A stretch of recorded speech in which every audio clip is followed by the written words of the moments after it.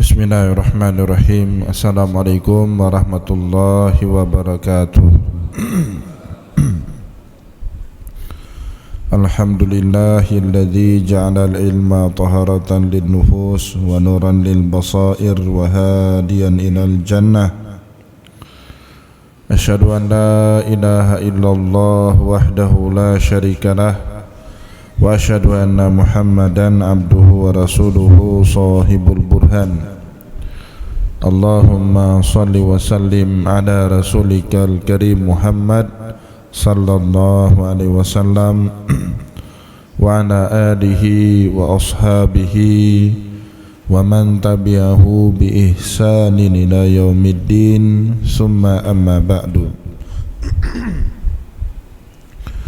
Puji dan syukur senantiasa dan tidak pernah bosan-bosannya kita panjatkan kehadiran Sang Maha Pencipta Allah Subhanahu wa Ta'ala, yang mana dengan limpahan karunia-Nya, rahmat-Nya, hidayah-Nya serta anugerah-Nya kepada kita semua, kita kembali masih diberikan kesempatan, kesehatan dan usia panjang oleh Allah untuk sama-sama dan senantiasa mengabdikan diri kita di jalannya dengan menjalankan segala perintahnya dan menjauhi semua larangannya. Salawat diri salam juga tidak pernah lupa pula kita hanturkan kepada junjungan alam Nabi besar Muhammad sallallahu alaihi wasallam, di mana dengan perjuangan beliau dan para sahabat beliau kita dapat mengenal betapa rahmatan lil alamin ajaran agama Islam sebagaimana yang menjadi keyakinan dan pengetahuan kita bersama. Bapak Ibu kaum muslimin dan muslimat yang dimuliakan oleh Allah, mari pada kesempatan subuh yang barokah ini sambil kembali kita niat iktikaf di rumah Allah, kita kembali lanjutkan pengajian hadis kita dengan kitab Sahihul Bukhari. Dan insyaallah pada subuh kali ini kita akan melanjutkan pembahasan pada bab 19, babun idza lam yakunil islamu 'alal haqiqati wa kana 'alal istislam awil khaufi minal qatli. Bab yang membahas Islamnya seseorang itu jikalah bukan karena sesungguhnya ingin berislam, wa kana 'alal istislam, mereka ini pura-pura masuk Islam, awil khaufi minal qatli, atau masuk Islamnya mereka karena takut akan dihabisi ya, atau akan dibunuh nyawanya oleh para sahabat Rasul. Ini fenomena berislam ya di awal masa-masa dakwahnya Nabi Muhammad. Maka oleh karena itu dulu pada saat datang sekelompok orang mengaku diri telah beriman, Nabi Muhammad diperintahkan oleh Allah tidak menerima imannya mereka. Qalatil a'rabu amanna. Orang-orang Arab yang menjumpai Nabi Muhammad itu berkata, mereka telah beriman kepada Allah dan Rasul. Qul lam tu'minu walakin qulu aslamna. Katakan Muhammad kepada mereka, mereka itu sesungguhnya belum beriman, tetapi baru sekedar berislam ya, karena bukan sesungguhnya masuk Islam ya. Berbeda dengan di zaman kita sekarang, kebanyakan kita ini sudah Islam semenjak kita lahir ya. Islamnya kita mengikuti Islamnya orang tua kita, berbeda dengan zaman dahulu saat awal dakwah Nabi Muhammad. Bapak Ibu kaum muslimin dan muslimat yang dimuliakan oleh Allah, mengenai dua ayat tadi, qalatil a'rabu dan juga innad dina indallahil Islam, sudah kita bahas pada pertemuan yang lalu, dan insyaallah pada subuh kali ini kita akan masuk pada hadis nomor 27, masih pada bab 19, hadis yang berkaitan dengan judul bab kita yang akan kita bahas pada subuh ini. Hadis ini sendiri diperoleh oleh Imam Bukhari dari Abul Yaman, ya, nama beliau Hikam bin Nafi atau Nafi bin Hikam. Haddatsana Abul Yaman Nafi bin Hikam, salah seorang gurunya Imam Bukhari dari kota Al-Hims, ya, di daerah Suriah atau daerah Damaskus sekarang. Qala akhbarana Syu'aib an-Zuhri. Sedangkan gurunya Imam Bukhari Abul Yaman Nafi' bin Hikam mendapatkan cerita ini dari ulama tabi'in yang bernama Syu'aib, dan Imam Syu'aib mendapatkan riwayat ini dari seorang tabi'in besar yang bernama Az-Zuhri atau Ibnu Syihab Az-Zuhri. Qala akhbarana Amir bin Sa'ad bin Abi Waqqas. Zuhri diceritakan oleh tabi'in yang lain, anak sahabat Nabi Amir bin Sa'ad bin Abi Waqqas. Nah, diceritakan kepada Amir ini oleh bapaknya Sa'ad bin Abi Waqqas radhiyallahu anhu, anna Rasulullah sallallahu alaihi wasallam a'tarahtan wa Sa'ad jalisun fataraka Rasulullah sallallahu alaihi wasallam rajulan a'jabuhum ilayya. Nabi Muhammad sallallahu alaihi wasallam cerita Sa'ad bin Abi Waqqas kepada putranya yang bernama Amir bin Sa'ad bin Abi Waqqas, dan kemudian Amir menceritakannya kepada Imam Ibnu Syihab Az-Zuhri. Seterusnya Imam Ibnu Syihab menceritakan kisah ini kepada Syu'aib, Imam Syu'aib kepada Abul Yaman Nafi' bin Hikam, dan kemudian cerita itu dibukukan oleh Imam Bukhari di dalam kitab sahihnya sehingga sampai kepada kita pada hari ini, ya. Itu sanad mata rantai daripada hadis yang akan kita bahas pada subuh ini. Diceritakan kepada kita oleh sahabat Nabi Sa'ad bin Abi Waqqas radhiyallahu anhu, anna Rasulullah sallallahu alaihi wasallam a'tarahtan. Suatu hari beliau kedatangan sekelompok orang tamu dan sudah menjadi suatu kebiasaan Nabi, suatu sunnah Nabi, jika tamu itu orang jauh tidak hanya dijamu oleh Rasulullah sebagai seorang tamu, karena memang sunnahnya Rasul itu memuliakan tamu. Man kana yu'minu billah wal yaumil akhir falyukrim dhaifahu. Barang siapa yang beriman kepada Allah dan hari akhir, hendaklah dia memuliakan tamu. Bukan hanya dimuliakan tamu-tamu yang datang dari jauh, tapi Rasulullah sallallahu alaihi wasallam juga memberikan oleh-oleh kepada mereka, ya, a'ta rajulan. Jadi Nabi Muhammad a'tarahtan, jadi tamu, sekelompok tamu yang datang ke rumah beliau itu selalu mendapatkan oleh-oleh dari Rasulullah sallallahu alaihi wasallam. Maka ada hadis misalnya yang berbunyi tahadu tahabu, senanglah kalian memberikan hadiah kepada orang lain, insyaallah dengan itu kita menjadi disenangi oleh orang lain, ya, tahadu tahabu. Begitu juga pada hari itu Nabi Muhammad membagikan hadiah a'tarahtan wa Sa'ad jalisun, sedangkan Sa'ad bin Abi Waqqas radhiyallahu anhu pada saat itu berada di dekat Nabi Muhammad, duduk di dekat Nabi Muhammad. Fataraka Rasulullah sallallahu alaihi wasallam rajulan. Tapi Nabi Muhammad melewatkan seorang laki-laki, ya, tidak diberi hadiah satu orang itu. Wa huwa a'jabuhum ilayya. Padahal laki-laki ini di dalam pandangan Sa'ad bin Abi Waqqas orang yang paling mengagumkan dibandingkan orang-orang yang lain. Dari sekelompok tamunya Nabi Muhammad, ada satu orang yang sangat mengagumkan dirinya Sa'ad bin Abi Waqqas, tetapi orang ini pula yang diabaikan, yang diacuhkan oleh Nabi Muhammad, sehingga tentu ini membuat tanda tanya di dalam diri Sa'ad bin Abi Waqqas.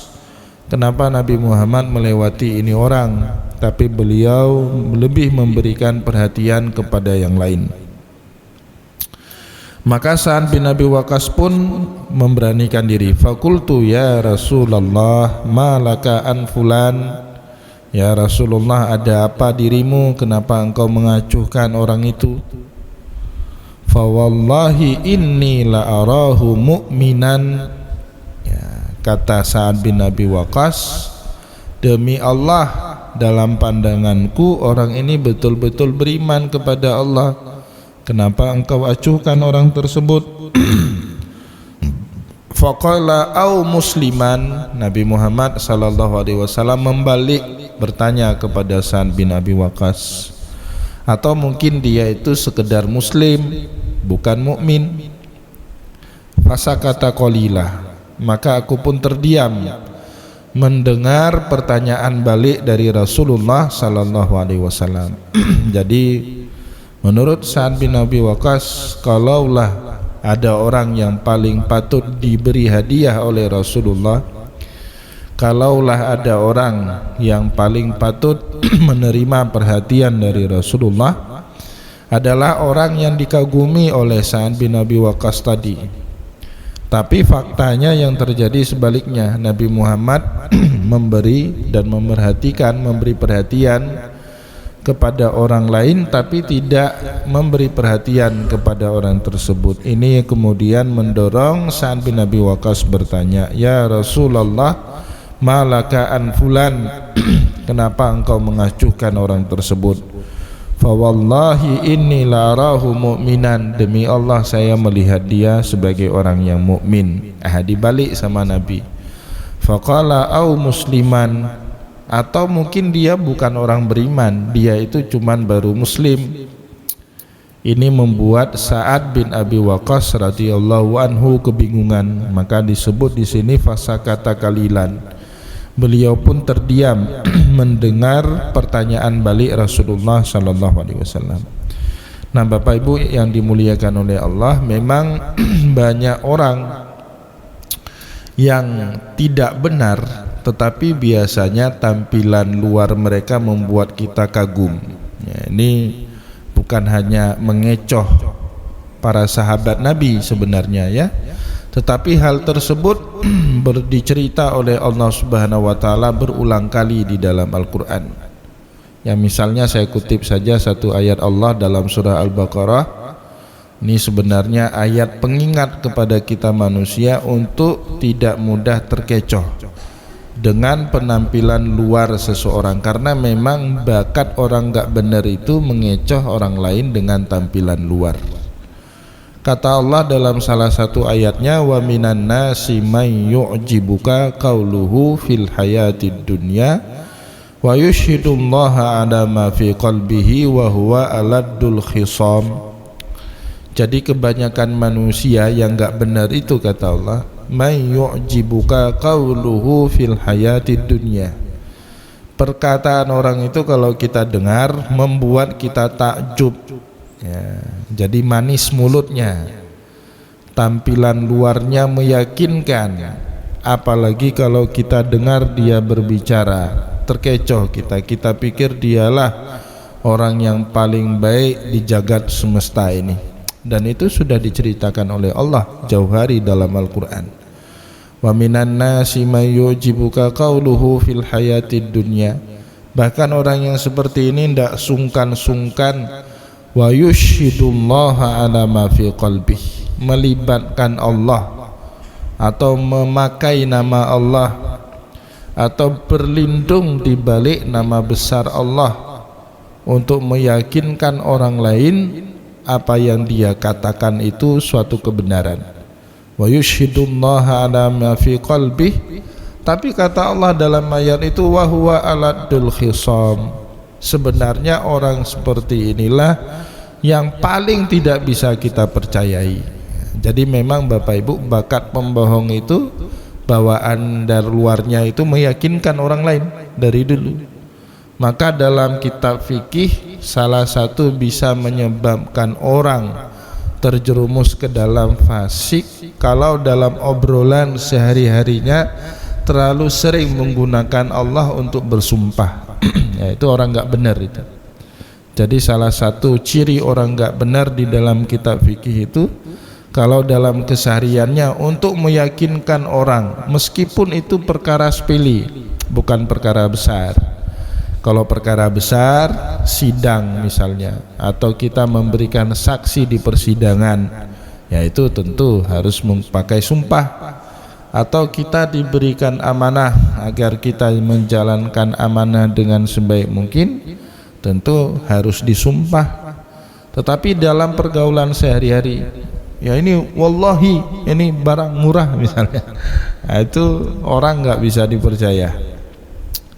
Nah, Bapak Ibu kaum muslimin dan muslimat yang dimuliakan oleh Allah, Nabi Muhammad sallallahu alaihi wasallam terkadang beliau diberikan ilham, diberikan wahyu, diberikan bimbingan oleh Allah untuk bisa mengenali orang-orang seperti ini. Dan patutlah kemudian para sahabat yang tidak di bawah bimbingan wahyu kadang-kadang terkecoh dengan orang-orang seperti ini. Tetapi di dalam Al-Quran kita bisa menemukan banyak peristiwa di mana Rasulullah SAW saat tidak dibimbing sama Allah juga bisa terkecoh. Ya, misalnya di dalam surat Taubat itu ada cerita di dalam perang Badar. Tiba-tiba saja yang semula Nabi Muhammad diperkuat oleh 1000-an orang pasukan perang, tiba-tiba di antara mereka itu banyak minta izin mundur dari barisan pasukan Rasulullah sallallahu alaihi wasallam. Rasulullah sallallahu alaihi wasallam menganggap alasan mereka ini benar, tulus, sehingga gampanglah Nabi Muhammad mengizinkan mereka untuk tidak ikut serta dalam perang Badar. Padahal alasan mereka itu omong kosong semua, ya, tetapi baru Allah memberitahu itu setelah peristiwa tadi terjadi. La yasta'dhinuka alladhina yu'minuna billahi wal yawmil akhiri ay yujahidu bi amwalihim wa anfusihim. Tidak akan pernah minta izin kepadamu orang beriman kepada Allah dan hari akhir untuk tidak berperang dengan jiwa dan harta mereka di jalan Allah. Allah memberitahu, Muhammad, orang-orang yang masih setia di dalam barisan perangmu itulah yang benar. Sedangkan mereka yang keluar tadi minta izin itu, meskipun alasannya cukup meyakinkan, merekalah orang-orang munafik, orang-orang gak benar. Tapi Nabi Muhammad terkecoh, Bapak Ibu. Kenapa? Karena memang Nabi Muhammad ini bashar, manusia. Jadi Nabi Muhammad tahu ini orang benar atau tidak benar bukan selera perutnya Nabi itu, tapi karena dalam waktu tertentu Nabi Muhammad sallallahu alaihi wasallam dibimbing oleh wahyu. Dengan wahyu itulah Nabi Muhammad jadi tahu ini orang benar, ini orang yang enggak benar. Contohnya tadi dalam perang Badar, ya ratusan orang itu, sehingga yang terlibat dalam perang Badar dalam barisan perang Nabi itu cuma 313 orang. Dari jumlah ribuan itu tinggal tersisa 313 orang. Selebihnya dengan alasan yang sangat meyakinkan Rasulullah, beliau mengizinkan mereka itu keluar dari barisan. Innama yasta'dhinuka alladhina la yu'minuna billahi wal yawmil akhir wartabat qulubuhum fahum fi raibihim yataraddadun, kata Allah. Sesungguhnya orang-orang yang tadi minta izin kepadamu untuk tidak ikut serta perang Badar, la yu'minuna billah, mereka itu tidak beriman kepada Allah. Terkecoh Nabi Muhammad. Nabi Muhammad pikir orang ini benar-benar beriman, tapi karena alasan tertentu mereka tidak bisa ikut, padahal alasan itu dibuat-buat semua. Nah, Bapak Ibu kaum muslimin yang dimuliakan oleh Allah, maka Allah kasih tahu Nabi Muhammad supaya enggak salah nilai orang. Innama yasta'dhinuka alladhina la yu'minuna billahi wal yawmil akhir. Orang-orang yang tadi pamit minta izin untuk tidak ikut serta perang Badar, la yu'minuna billahi wal yawmil akhir, tidak beriman kepada Allah dan hari akhir. Wartabat qulubuhum, bahkan sebenarnya kalbu mereka itu penuh dengan keraguan pada agama Islam. Fahum fi raibihim yataraddadun, dan mereka senantiasa larut dalam keraguan tersebut. Nah, ketika dapat bimbingan baru kemudian Nabi Muhammad ngerti ini orang benar, ini orang yang enggak benar. Jadi selalu Bapak Ibu, Saat Nabi Muhammad SAW menghakimi seseorang, itu bukan hawa nafsu beliau, ya. Jadi nggak boleh kita membabkan ini ke dalam bab suudonnya Nabi Muhammad, atau sebaliknya husnudzonnya Sa'ad bin Abi Waqqas misalnya. Nggak bisa kita babkan ke dalam bab itu. Ya, tetapi di dalam bab Nabi Muhammad diberitahu oleh malaikat, diberitahu oleh Allah melalui wahyu, kalau ini orang benar, kalau ini tidak orang benar, supaya Nabi Muhammad tidak salah bersikap atau harus bersikap seperti apa yang seharusnya. Nah, begitu juga peristiwa ini. Nabi Muhammad kedatangan tamu dan tahu betul beliau dengan bimbingan wahyu itu, ini orang yang benar, ini orang yang tidak benar. Meskipun kelihatannya orang yang tidak benar itulah penampilannya yang paling meyakinkan, sehingga sahabat Nabi Muhammad seperti Sa'ad bin Abi Waqqas radhiyallahu anhu terkecoh. Fasakata qalilan, beliau Sa'ad bin Abi Waqqas terdiam sejenak. Bingung beliau, ini apa maksud Nabi Muhammad? Kayaknya ini orang yang paling beriman, tapi Nabi Muhammad bilang mungkin dia cuman berislam, tidak beriman. Nah, maka Bapak Ibu, kalau kita baca di dalam kitab Fathul Bari, kitab Syarah Sahih Bukhari, itu Imam Ibnu Hajar Al-Asqalani berkata apa? Syukur kita tidak hidup di zamannya Rasulullah sallallahu alaihi wasallam. Boleh jadi Bapak Ibu, seandainya kita ini yang imannya standar-standar saja ini hidup di zamannya Rasul, mungkin Nabi Muhammad pun tidak mau memandang kepada kita. Mungkin seperti itu Bapak Ibu, ya, mungkin Nabi Muhammad pun tidak mau memandang kepada kita, ya. Maka kata Imam Ibnu Hajar Al-Asqalani, ada baiknya orang-orang enggak terlalu baik seperti kita ini tidak hidup di zamannya Rasulullah, kata beliau. Ya, karena beliau tidak terlalu yakin apakah Nabi Muhammad SAW mau memandang kepada kita atau tidak. Nah, ini juga dulu pernah terjadi sama seorang sahabat, Amr bin As radhiyallahu anhu. Suatu hari beliau bertanya, ya Rasulullah, siapa di antara kami ini orang yang paling beriman kepada Allah dan Rasulnya? Sambil Amr bin As mengisyaratkan kepada sejumlah para sahabat yang ada di hadapan Nabi. Nabi kemudian menunjuk satu persatu, ini orang, ini fulan, ini fulan. Padahal saat Amr bin As radhiyallahu anhu tanya itu dengan tujuan Nabi Muhammad menunjuk dirinya. Ya, Amr bin As berharap beliau masuklah 10 besar orang yang dicintai oleh Allah dan Rasulnya. Tetapi Bapak Ibu, saat Nabi Muhammad menunjuk fulan bin fulan, fulan bin fulan, sudah sampai 10 nama Amr bin As belum disebut-sebut, beliau meminta Nabi Muhammad mencukup. Udah Nabi, enggak usah sebut lagi.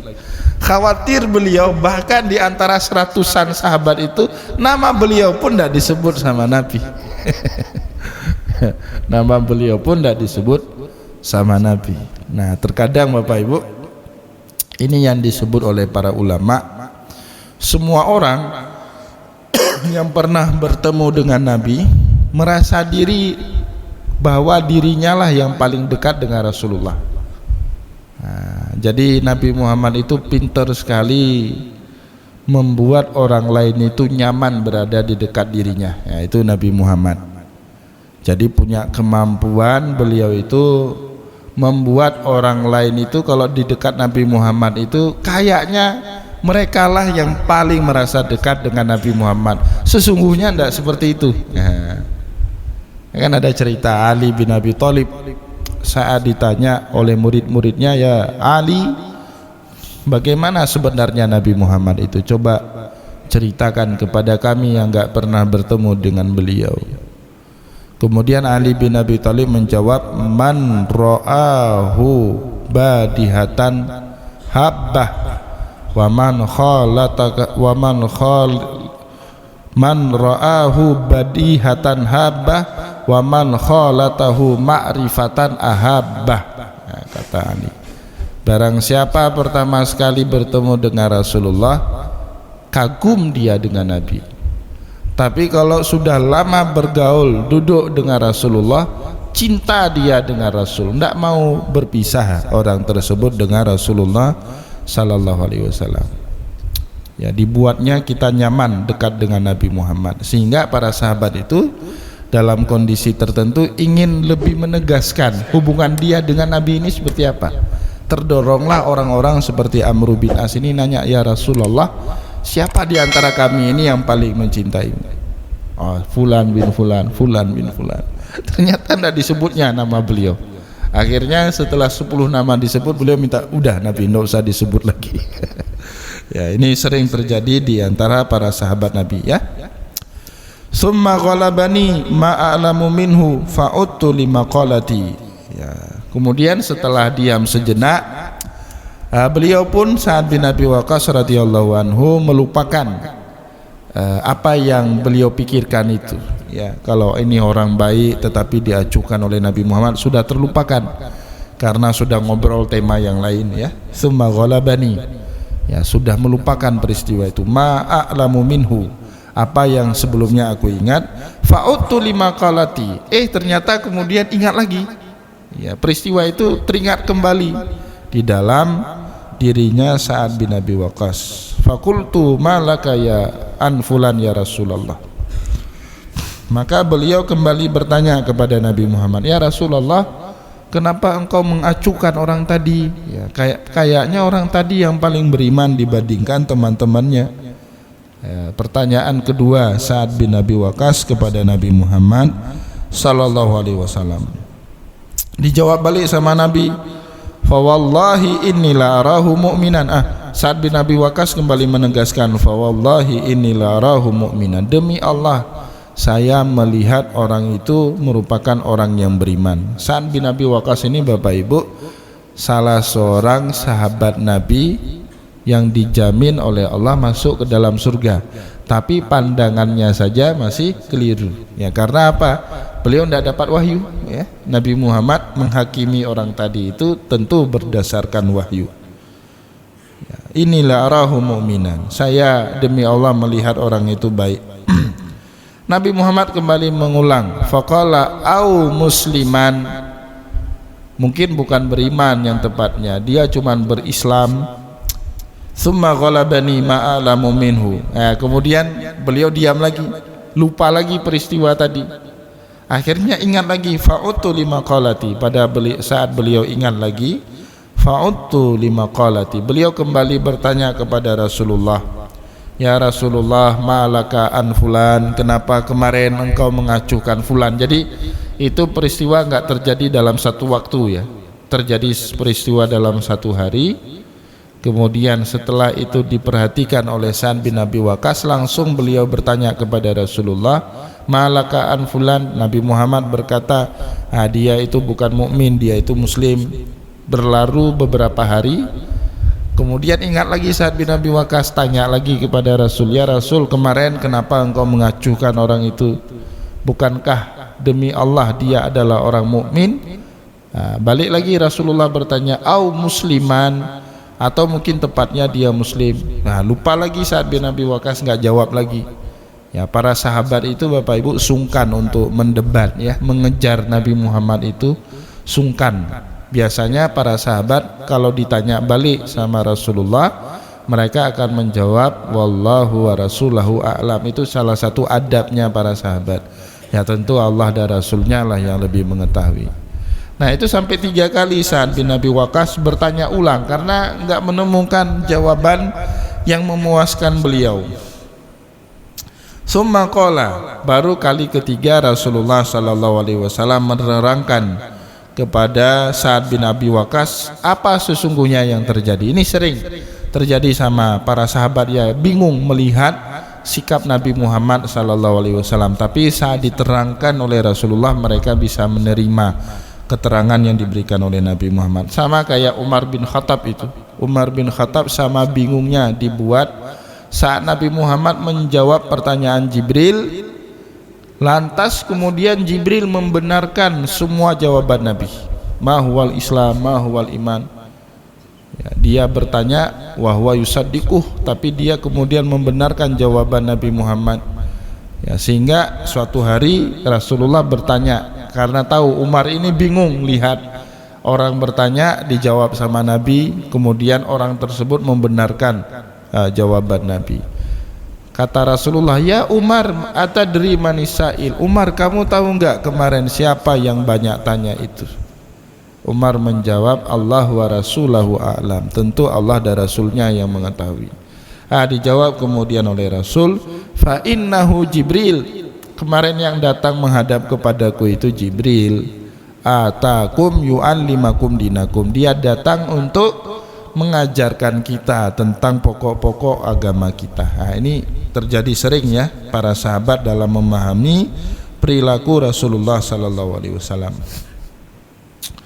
Maka kemudian Nabi menjelaskan, "Ya Sa'ad, inni la'utiyar rajula wa ghairuhu ahabbu ilayya minhu."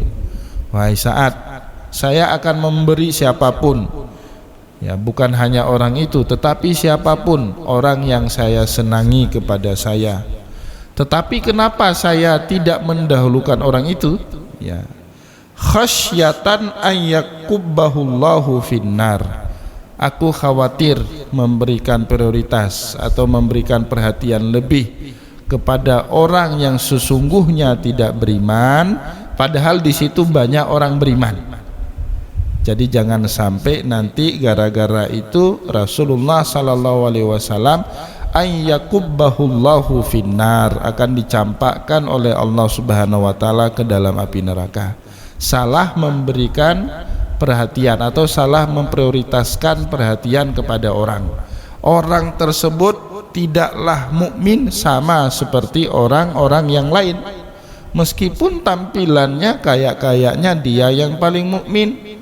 Masa kemudian Rasulullah sebagai seorang nabi memberi perhatian lebih kepada orang ini dibandingkan para sahabat yang lain? Tidak seperti itu caranya Sa'ad. Ya, kata Rasulullah, caranya saya harus memberi perhatian terlebih dahulu kepada mereka yang betul-betul beriman, meskipun tampilan luarnya enggak seperti orang beriman. Ya.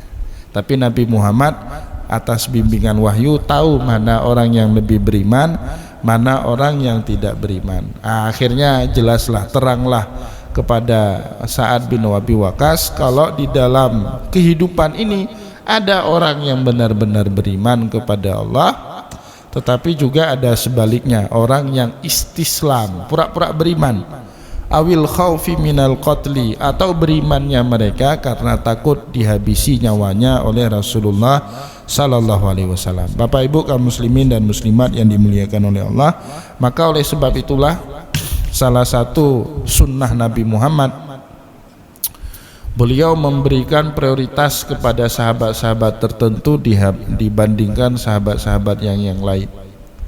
Dalam satu majelis Bapak Ibu, Rasulullah sallallahu alaihi wasallam sudah membuka pengajiannya, tiba-tiba datang sekelompok sahabat. Mereka ini pahlawan perang Badar, dan mereka ini enggak kebahagiaan tempat lagi dalam majelisnya Nabi. Nabi Muhammad minta anak-anak muda ini untuk bangun, kalian bangun, untuk memberi penghormatan kepada pahlawan perang Badar. Enggak ada yang mau bangun. Sedih Nabi Muhammad. Turun ayat Al-Quran, idza qila lakum tafassahu fil majalisi fafsahu yafsahillahu lakum. Orang-orang yang beriman, kalau dikatakan kepada kalian berlapang-lapanglah di dalam majelis pengajian Nabi, tafassahu, maka berlapanglah, yafsahillahu lakum, Allah akan juga berlapang dada kepada kalian. Kenapa Nabi Muhammad memberikan prioritas kepada pahlawan perang Badar? Karena mereka punya jasa lebih, ya kan, dibandingkan sahabat yang tidak ikut serta di dalam perang Badar. Itu kebiasaan Nabi Muhammad sallallahu alaihi wasallam, ya, memberikan prioritas terlebih dahulu kepada orang yang berhak untuk mendapatkan prioritas, dan kemudian mengakhirkan kepada yang tidak prioritas penghormatannya di kemudian. Baik Bapak Ibu kaum muslimin dan muslimat yang dimuliakan oleh Allah, kita padakan dulu bacaan hadis kita pada subuh kali ini. Namun sebelum kita tutup pengajian kita pada subuh kali ini, saya berikan kesempatan terlebih dahulu kepada Bapak Ibu sekalian untuk bertanya jika ada hal yang ingin ditanyakan.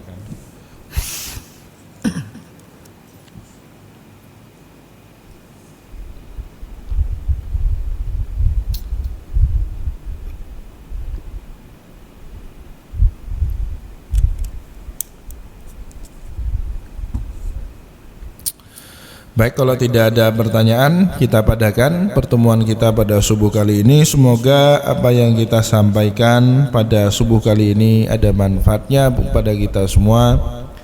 Saya mohon maaf jika ada kesilapan kata dan kesalahan sikap. Wallahu muwaffiq ila aqwamit thariq wa nasrun minallah fatun karim.